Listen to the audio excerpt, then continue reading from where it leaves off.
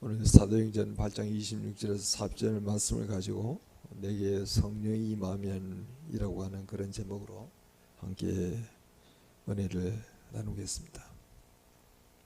사도행전 13장에 보면은 수리아의 안디옥 교회에 선지자들 교사들이 있었습니다. 이름까지 나오는데 바나바, 그리고 사울, 바울이라고 하는 사울이 있었고, 니게르라고 하는 시몬이 있었고, 그리고 르기오, 분봉왕 헤롯의 젖동생 마나인 5사람이 있었던 것이죠. 더 많은 사람이 있었을 건데 대표적인 그런 사람들을 안디옥 교회에 그러게 있었다, 그러게 말하고 있는 것이죠. 그런데 주를 섬겨 금식할 때 성령이 갑자기 임합니다. 성령님께서 임하여서 이렇게 말씀하죠. 내가 불러 시키는 일을 위하여 바나바와 사울을 따라 세우라. 이에 금식하고 기도하고 두 사람에게 안수하여 보냅니다. 그 다음에 문구에는 성령의 보내심을 받아, 두 사람의 성령의 보내심을 받았다. 그래서 실르바에 내려가서 거기에서 배를 타고 구레에 가서 살라미에 이르게 됩니다. 짧은 본문 속에 드러나게 나온 내용이 바로 성령이에요. 성령. 오늘 하나님께서 내게 성령이 임하면 이라고 하는 제목을 주셨다면 오늘 본문을 통해서 과연 성령의 전인 가족 모두에게 임하면 어떤 일이 일어나는지를 우리에게 확인시켜 주겠죠. 성령님, 우리가 굉장히 사모해야 할 내용 중에 말씀도 사모해야겠지만 동시적으로요, 성령님을 사모하셔야죠. 말씀은 눈에 보입니다. 성령은 눈에 보이지 않아요. 근데 성령님이 우리 예수 그리스도를 구주로 고백한다 그러면 성령님이 우리 안에 머물러 계신다. 그걸 우리는 뭐라고 이야기합니까? 성령님의 내주하심이라고 말씀하시죠. 때로는 성령님이 내주하실 뿐만 아니라 성령님이 우리 머리 위에 임하기도 하고 성령님이 우리 곁에 계시기도 해요. 그래서 머리 위에 계시거나 우리 곁에 계시게 될 때 성령님께서 우리에게 은사를 허락하세요. 우리는 은혜를 카리스라고 이야기하고요, 그 은사를 카리스마라고 이야기합니다. 그건 하나님께서 주셔야겠죠. 유대계의 박해로 팔레스타인 전역으로 흩어진 사도들이 복음 전파 사역의 대표적인 사례로 오늘 누구를 예로 들고 있냐면 빌립이라고 하는 집사예요. 그 집사는 안수 집사죠. 그래서 이미 4절에서 25절까지의 이 빌립이라고 하는 안수 집사가 사마리아에 가서 많은 전도 활동을 하게 되고 복음을 증거합니다. 그런데 오늘 본문에 26절에서 40절에는 빌립 집사가 에티오피아의 네시에게 복음 전파하는 그런 사역을 알려주고 있는 것이죠. 에티오피아의 여왕 간다기의 모든 국군을 맡은 관리인 이 네시는 오늘날로 말하게 되면은요, 기획재정부 장관급이에요. 오늘 우리는 부총리라고 그렇게 이야기하고 있죠. 추정하기로는 니에미아와 같이 디아스포라 유대인으로서 에티오피아에서 고위 관직에 오르는 그 영예를 얻은 것으로 여겨집니다. 빌립은 지금 사마리아에 있어요. 사마리아하고 예루살렘의 거리가 상당히 되거든요. 그런데 지금 이 간다게, 에티오피아의 간다게 국고 맡은 관리인 이 네시는 지금 어디에 있습니까? 예루살렘에서 지금 가사로 내려가고 있는 중이에요. 예루살렘 가사는 바로 남서쪽으로 있는 해안 지역에 가사가 있어요. 예루살렘 남서쪽에 굉장히 좀 먼 거리입니다. 그런데 주의 사자가 빌립에게 나타나서 빌립에게 남쪽으로 향하여 예루살렘으로 가사로 내려가는 길까지 가라, 그렇게 말씀하세요. 이 사자는요, 다르게 표현하면 성령이라 말할 수 있어요. 메신저 혹은 천사라 말할 수도 있겠지만 전후 앞으로 보게 되면 이 사자가 곧 성령님이라는 것을 우리가 확인할 수 있겠죠. 이 사자의 명령은 주님의 명령이기도 합니다. 그래서 주님은 사마리아에서 이 사역하는 빌립에게 새로운 전도지로 갈 것을 지금 지시하고 있는 거예요. 사마리아, 거리가 만만치 않은 거리거든요. 사마리아에서 가사까지 가는 거. 때로는 이같이 주님의 명령이 인간의 상식적인 판단이나 이해로 보게 되면 너무나 좀 동떨어진 그런 명령을 할 때가 있어요. 지금 빌립은 사마리아에서 사역을 지금 실패하고 있는 게 아니잖아요. 사역을 너무나 잘하고 있어요. 우리가 사역을 잘하고 있는, 이 전도 사역을 잘하고 있는, 복음 사역을 잘하고 있는 이 빌립이 거기서 더 왕성하게 사역할 수 있도록 기회를 주는 것이 우리의 상식이죠. 근데 성령님께서 그렇게 잘하고 있는 이 빌립을 지금 가사 쪽으로 가라는 거예요.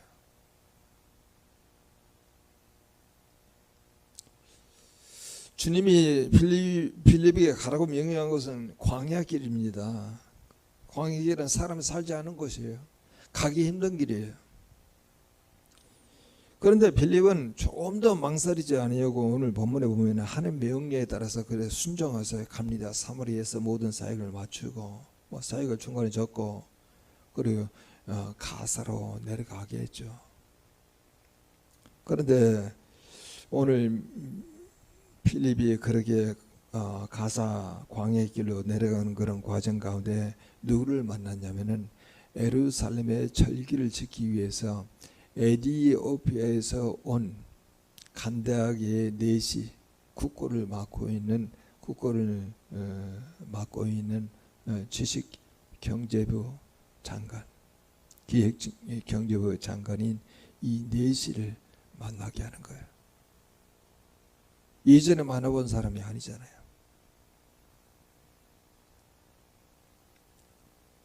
사랑하는 여러분, 성령님이 우리에게 임하게 되면은 어디로 가게 하십니다. 그리고 누구를 만나게 하세요. 그 누구가 오늘 본문에서는 바로 에티오피아의 내시입니다. 주님 바로 이 에티오피아의 국고를 맡은 이 관리인 내시를 바라보시고 이 성령님을 통해서 빌립 집사를 보내신 거예요. 성령님과 사자를 통해서 빌립 집사를 그곳으로 보내신 거예요. 누구를 만나게 하기 위해서요? 한 사람. 그의 신분은 아주 높은 신분에 있는 사람이죠. 유대인 디오스포라라고 말할 수도 있고 혹은 유대교로 개종한 이방인일 수도 있어요. 에티오피아 내시는 술을 타고 돌아가는 중에 선지자 이사야의 글을 읽고 있었어요. 이 당시에 에티오피아는 아프리카 애굽 다음으로 큰 나라입니다.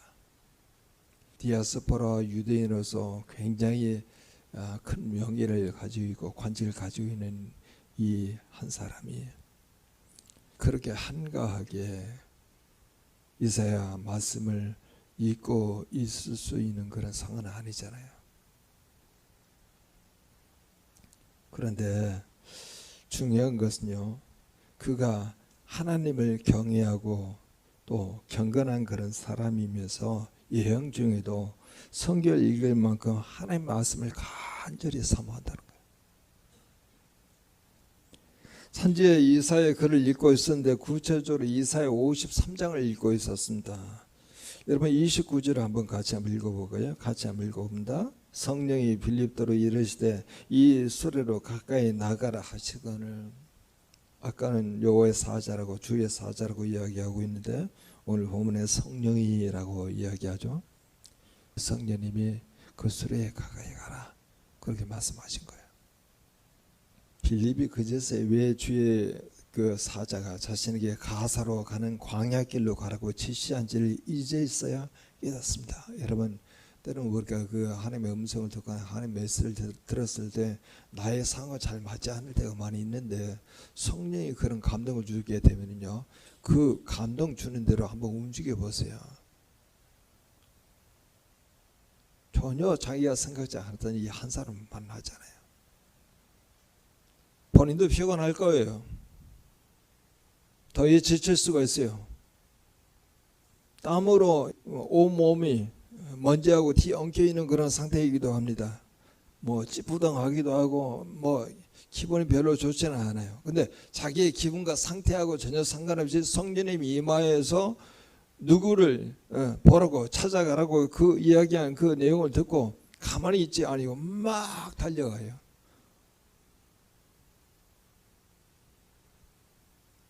이사야 53장을 크게 읽는 네시에게 읽는 것을 깨닫느냐 그렇게 물어봅니다. 에디오피아 네시는 지도해 주는 사람이 없으니 어떻게 깨닫겠느냐, 깨달을 수 있느냐 그렇게 말하니까 그렇게 말하면서 빌립에게 수레에 올라와 같이 앉으라 그렇게 말해요. 이 네시가 크게 소리내서 읽었던 이사야 53장이 어떤 본문일까요? 여러분 그게 32절 33절이 나와 있습니다. 같이 한번 읽어보자. 같이 읽겠습니다. 읽는 성경 구절에 이것이니 일렀으되 그가 도살자에게로 가는 양과 같이 끌려갔고 털 깎는 자 앞에 있는 어린 양이 조용함과 같이 그의 입을 열지 아니하였도다. 그가 굴욕을 당했을 때 공정한 재판도 받지 못하였으니 누가 그의 세대를 말하리요 그의 생명이 땅에서 빼앗김이로다 하였거늘. 33절의 말씀 중에 누가 그의 세대를 말하리요 라고 하는 말이 잘 이해가 안 되죠. 그래서 다른 성경을 보니까 이렇게 표현되어 있습니다. 누가 그 세대의 악함을 말로 다 표현할 수 있으랴. 하나님은 당신의 말씀을 사모하는 자에게 깊은 관심과 애정을 갖고 계십니다. 그렇습니다. 하나님은 이렇게 말씀을 간절히 사모하는 사람을 그냥 내어버려 두지 않아요. 어떤 방식으로든 구원의 진리를 알 수 있도록 은혜를 베풀어 주셔요. 멀리 있는 사마리아에 있는 이 빌립 안수 집사를 이쪽으로 보내시잖아요. 그리고 보자마자 달려가게 하시잖아요. 성령님이 그때마다 수레에 가까이 나가라 그렇게 말씀하실 때 빌립은요 서슴없이 그에게 가요. 그래서 빌립의 마음 가운데는 이 한 사람을 위해서 내가 사역을 잘하고 있었는데 이 한 사람을 구원케 위해서 이 한 사람을 정말 세례받기 위해서 나를 보내셨다고 하는 것을 깨닫는 것이죠. 매일 성경을 제대로 묵상하고 계십니까? 예수님을 오늘 본문에서 확인해 보는 것처럼 말씀 속에서요 예수님을 찾는 거예요.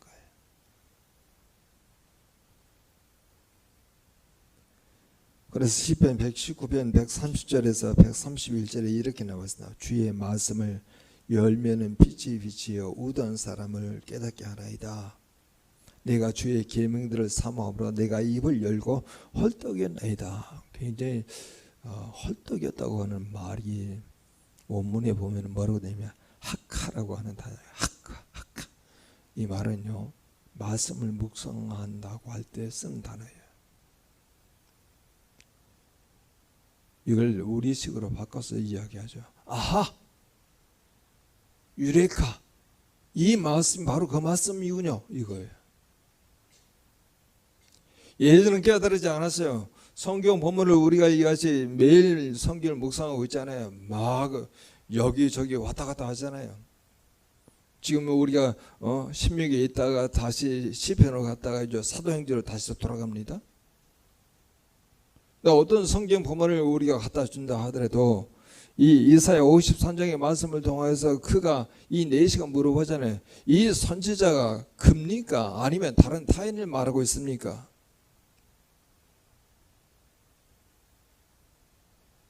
우리에게는 그렇습니다. 이 말씀 속에 예수님이 뭐라고 우리에게 말씀하시는 겁니까? 이걸 물어보는 거예요. 계속 묵상하면서. 하나님의 성령님이 나에게 오늘 이 말씀을 통해서 뭐라 말씀하십니까? 이걸 찾는 거예요.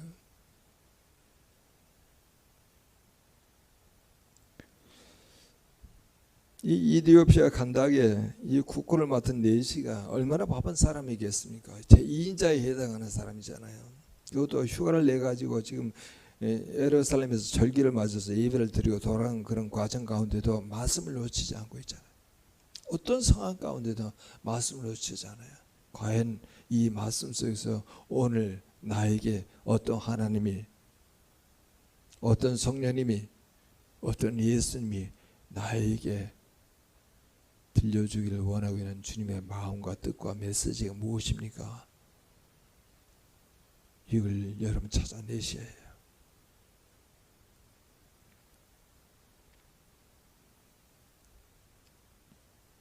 사도행전 17장 11절도 이런 말씀이 있죠. 베레아에 있는 사람은 데살로니가에 있는 사람보다 더 너그러워서 간절한 마음으로 말씀을 받고, 이것이 그런가 하여 날마다 성경을 상고함으로, 그 말씀 받는데, 이게 오늘 나에게 주신 그런 메시지가 정말 그 메시지가 정말일까 진실일까, 그걸 더 확인하기 위해서 깊게 말씀 묵상한다는 말이에요. 이 내시는 진리에 대한 깨우침을 매우 갈급해야 합니다. 동시에 그가 얼마나 겸손한 사람인지를 우리가 확인할 수 있겠죠. 광야의 길은 아주 위험한 길입니다. 흉악한 강도와 날뛰는 곳이기도 하죠. 사마리아에서 그 가사 광야까지 온 빌립의 모습 여러분 어떻겠습니까? 매우 초라하겠죠. 남루하겠죠. 땀과 먼지로 티범벅이 되어 있는 상태인데, 그런 모습과 그가 먼 거리에서 오게 되었을 때 그 빌립의 모습을 보게 되면 그냥 일반적인 사람이라면요 강도로 오인할 수도 있어요. 근데 이 표현 내시는요 비록 이방인에서 왔지만은 그 권력과 지위면에서 빌립과는 비교할 수 없는 위치에 있는 사람이에요. 그럼에도 불구하고 예디의 표현 내시는 빌립으로부터 지금 읽고 있는 성경의 뜻을 아느냐 질문을 받고 선뜻 빌립을 자기 수레에 태웠습니다. 이 말은, 수레에 태웠다고 하는 말은 성경의 뜻을 좀 가르쳐 달라는 말이잖아요. 여러분, 이 얼마나 겸손한 마음을 가진 사람입니까? 또 얼마나 마음이 넓게 열린 사람입니까? 하나님이 이런 사람에게 진리를 깨닫도록 하신다는 거예요. 하나님의 말씀을 사모하는 사람은, 천국 진리에 대한 가난한 심령을 가지고 있는 사람, 그리고 사람을 외모로 판단치 않은 사람에게 진리를 깨닫게 하신다는 거예요. 성령을 통하여서, 아니면 빌립이라고 하는 사람을 통하여서. 그래서 미가서 6장 8절은 이렇게 말하죠. 사람아, 주께서 선한 것이 무엇임을 내게 보이시나니 여호와께서 내게 구하시는 것은 오직 정의를 행하며 인자를 사랑하며 겸손하게 내 하나님과 함께 행하는 것이 아니냐. 겸손하게 내 하나님과 함께 행하는 것이 아니냐.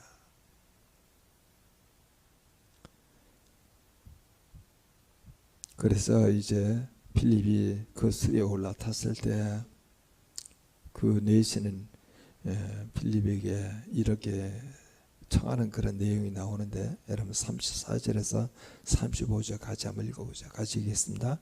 그 내시가 빌립에게 말하되 청컨대 내가 묻노니 선지자가 이 말한 것이 누구를 가리킴이냐, 자기를 가리킴이냐, 타인을 가리킴이냐.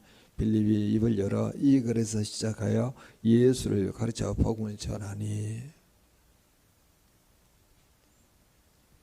내시가 읽었던 그 내용은요 이사야 53장에 있는 내용인데, 이사야 53장 7절에서 8절에 있는 말씀이에요. 그가 곤욕을 당하여 괴로울 때도 그의 입을 열지 아니하였으며 마치 도수장으로 끌려가는 어린 양과 털 깎는 자 앞에서 잠잠한 양같이 그의 입을 열지 아니하였도다. 그는 곤욕과 신문을 당하고 끌려갔으나 그 세대 중에 누가 생각하기를 그가 살아있는 자들의 땅에서 끊어짐은 마땅히 형벌 받을 내 백성의 허물 때문이라 하였으리요. 사람들은 그렇게 생각하지 않았다는 거예요.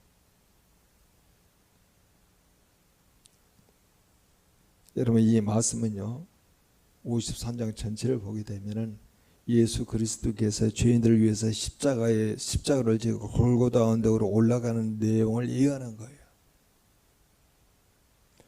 예수는 이 고난받는 이가 누구인지를 물어봅니다. 당시 유대교는 이사야 선지자가 므낫사 왕에 고난받고 죽었다는 전설만 믿고 그 고난받는 자가 이사야 자신입니까? 이사야 자신이라고 이해를 했다는 거예요. 또 어떤 이들은 이 고난받은 자가 어느 개인이 아니고 이스라엘 민족 전체라고 해석하기도 했습니다. 그러나 이사야가 고난받고 죽었다는 기록도 없고, 그리고 이사야가 인류의 죄를 대신하여 죽었다가 살아났다는 내용도 없습니다. 이사야 53장은 그리스도의 천한 육적인 그런 출신과 고난과 죽음과 부활에 대한 내용이 마치 소설처럼 구체적으로 예언되어 있는 거예요. 빌립이 입을 열어서 이사야 53장 7절에서 8절에서 시작해서 예수를 가르쳐 복음을 전하기 시작합니다. 여러분, 우리도 말씀 묵상하게 될 때 내가 취할 수 있는 어떤 그런 성경 구절, 나에게 유리한 성경 구절만 취하는 게 아니고 모든 성경 말씀 안에서 누구를 찾냐면 예수님, 하나님, 성령님을 찾아서 그 성령님이 내 상황과 나라고 하는 존재에 무엇을 말씀하고 있는지를 말씀을 통해서 들으셔야 한다는 거예요. 보셔야 한다는 거예요. 안수 집사 빌립은요, 그 말씀부터 비롯돼서 시작해서 복음을 드러냅니다. 그 말씀 속에서 예수 그리스도, 복음, 하나님의 나라를 증거하는 거예요. 여러분, 이 내용은 우리 주 예수 그리스도가 엠마오로 가는 두 제자에게도 동일하게 그렇게 말합니다. 엠마오로 두 제자가 실망하면서 내려가지 않습니까?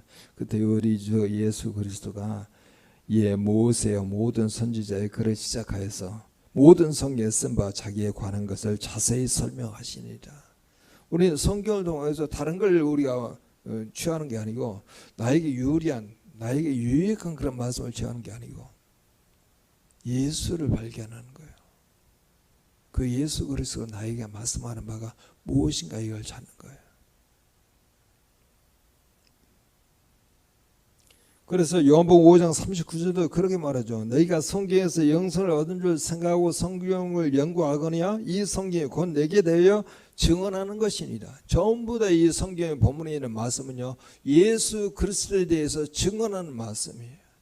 그래서 예수님이 우리가 묵상할 때마다, 설교를 들을 때마다 오늘 하나님께서, 예수님께서, 성령님께서 우리에게 뭐라 말씀하시는를 들을 수 있어야 해요. 그러면 영이 열립니다. 귀가 열려요. 영적 세계로 들어가는 거예요.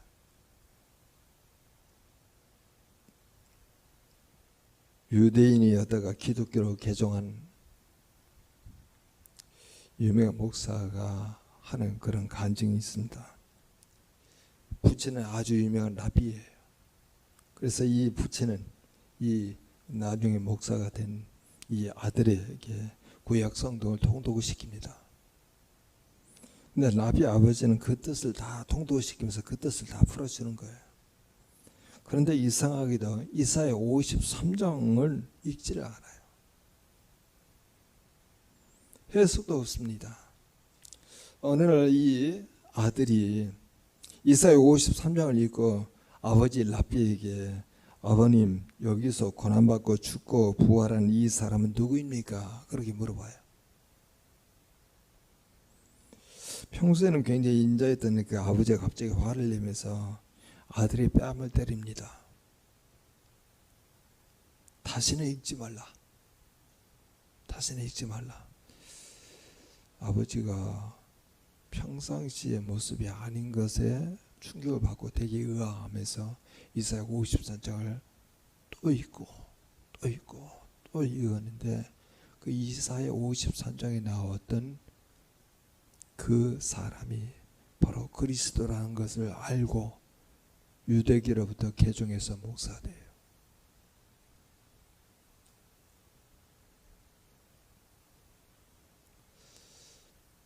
자, 똑같은 상황이 벌어진 거예요.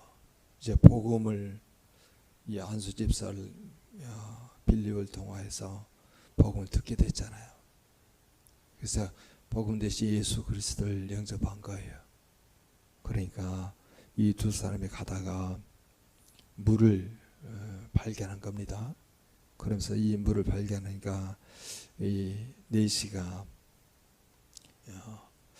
내가 당신으로부터 세례를 받는 것이 내가 어찌 꺼리낌이 되겠느냐, 나 세례 받고 싶다. 그래서 두 사람 술에서 내려가지고 빌립이 이 네시에게 세례를 베풀고 물에서 다시 올라오게 될 때, 오늘 본문의 여러분 39절 한번 보십시오. 같이 한번 읽어봅니다. 둘이 물에서 올라올새 주의 영이 빌립을 이끌어 간지라. 네시는 기쁘게 길을 가물어 그를 다시 모지 못하리라. 여러분, 주의 영이 빌립을 이끌어 간지라 할 때 제가 오늘 또 다시 한번 찾아봤어요.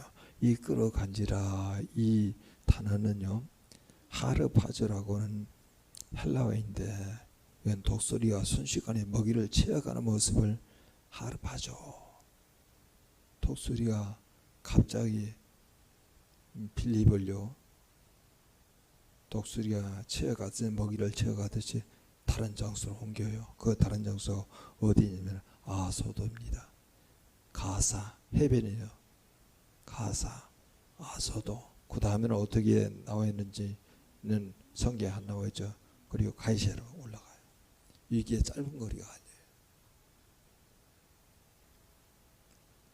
우리가 현실적인 어떤 문제와 상황이 나아지기를 원하고 해결되기를 원하고 있는 그런 차원에서 여러분, 예수 그리스도를 믿게 되면요, 다 종교적으로 믿는 거예요. 인격적으로 믿는 게 아니에요. 그런데 성령님이 우리에게 임하는 것은 인격적으로 믿는 겁니다. 하나님을 우리가 계속적으로 만나는 것도 인격적으로 만나는 거예요. 어떤 상황 속에서도. 빌립은 지금 이게 하나님을 인격적으로 만나고 있잖아요. 성령님이 가라고 하는 대로 움직이고 있잖아요. 네시도 지금 이같이 예배를 드리고 자기 고향으로 돌아간 그런 과정 가운데 하나님의 인도하심을 받아가지고 지금 성경을 읽고 있잖아요. 깨닫지 못하는 그 성경에 대한 의구심을 가지고 누가 도와줬으면 좋겠다 하는 그런 마음을 가지고 읽고 있었는데, 하나님께서 성령님을 통해서 만나게 하잖아요. 오늘 주님께서 우리에게 이렇게 이야기합니다. 우리에게 성령이 임하게 되면요, 어디로 가게 하세요. 성령님께서 또 예수를 말씀 속에서 찾고자 하는 겸손한 누구를 만나게 하세요. 우리는 지금도 예수를 믿고자 하는 사람들이 우리 주변에 있을 수도 있고, 아니면 우리가 전혀 상상할 수 없는 그런 자리에 이와 같이 성경을 통해서 예수 그리스도를 발견하고자 하는 사람들이 있다는 거예요.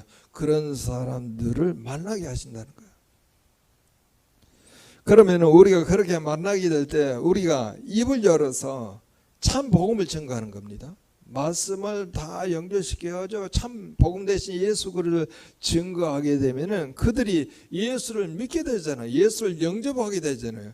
그러면 한 사람이 죽게 돌아오는 것은 하나님께 너무나 기쁨이 되는 거예요. 그래서 우리가 함께 기도합니다. 정말 우리가 성령을 사모합시다. 그래서 그 성령이 우리에게 임하게 되면 어디로 가게 하시고 예수를 말씀 속에 찾고자 하는 겸손한 누구를 만나게 하셔서 우리로 입을 열어서 참 복음을 증거하여 그가 예수를 믿게 되어 하늘에 계신 하나님을 기쁘게 하는 그런 삶의 내용들이 우리 공동체에 계속 경험될 수 있도록 다 같이 동성으로 기도합니다.